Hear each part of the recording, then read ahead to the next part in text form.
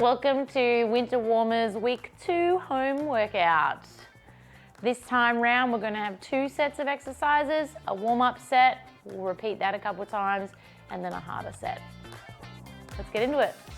First up, we've got single leg glute bridges. You can do these either on the ground or with your foot up on the bench or stool or couch.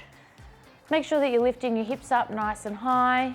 Squeeze your bottom when you get to the top of the glute bridge. Make sure we're feeling it mostly in our glutes, not in our thighs, on the top of our legs. We're going to do 12 reps on each side here. Next, we're going to do plank twists. We're just going to do 10 of these, so only 5 on each side. Hands directly underneath the shoulders, opening the arms out side to side. Squeezing the tummy in nice and tight as we go through this one, warming up the core as well as the chest and shoulders. Next, we're going to do pullover sit-ups. You can do this with a weight in your hand or without weights. So you're just going to lie down, stretch all the way back and then sit up. You can reach forwards towards your toes if you want a hamstring stretch, or if you want to make the work harder for your abs, you can have your legs bent. Having a weight in your hand will make the sit-up part easier, but it will give you more of a stretch through your lats as you lie down.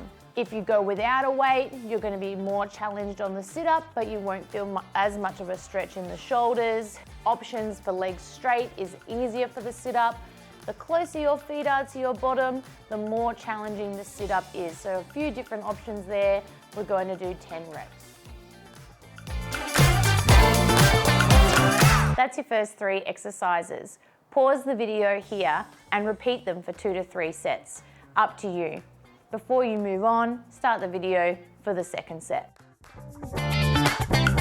First exercise in our working set, we're going to do pulse squat calf raises. So you can do these body weights, or you can hold on to something that you've got around the house, or a kettlebell or dumbbell if you've got it. Make sure that you're squatting down nice and low. You want to try and get to or past 90 degrees. Rise up onto your tippy toes for the calf raise. Come up as high as you can. Maybe hold it for a moment before you squat back down again. Again, we're going to do 12 reps of these, getting those legs working. So we're going to do dips next, which I know everybody hates, but it's a really easy one to do at home to work your triceps. We're going to do 10 reps, and you just want to use a dining table chair. Bending your elbows really deeply, getting down nice and low. The further your feet are away from your hands, the harder it's going to be. So if you stretch your legs all the way out so that they're completely straight and inch them away from you, that's going to be the most challenging. If you bring your legs in very close to the chair, that's going to be the easiest option because your legs are going to be able to help your arms out quite a lot. Pick somewhere that works for you. Try to get to 10 reps, but if you can't quite do 10, that's okay. We're going to do single leg deadlifts. So most people know how these go because we do them in a lot of our workouts. They're my personal favorite exercise.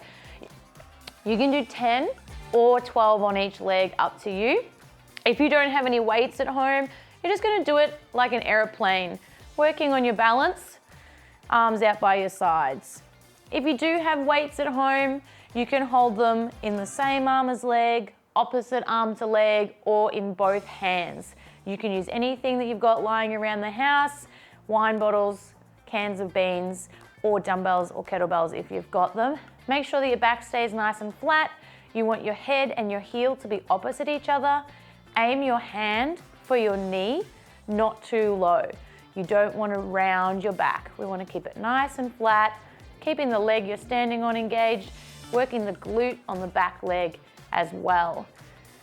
Again, 10 or 12 on each side before moving on. Our last exercise in our working set is a single arm row. Now, you can do this with a band or with a weight, and you can pop your hand on a bench, or you can just put your elbow on your own knee. I've done that wrong. Put it over the front foot, not the back foot, and I put your elbow on that knee like that. If you want to make it harder, you just put your hand further down the band, 10 or 12 on each arm. You can do a long band, you can use a short band, you can use a weight.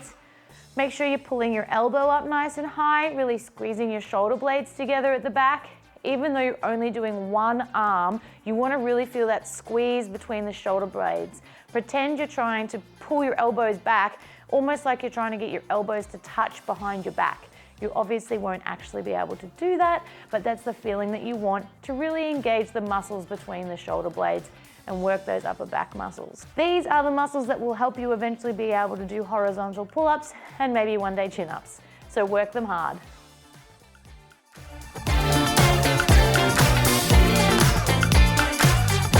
That's the end of our working set for week 2 of the Winter Warmers Challenge.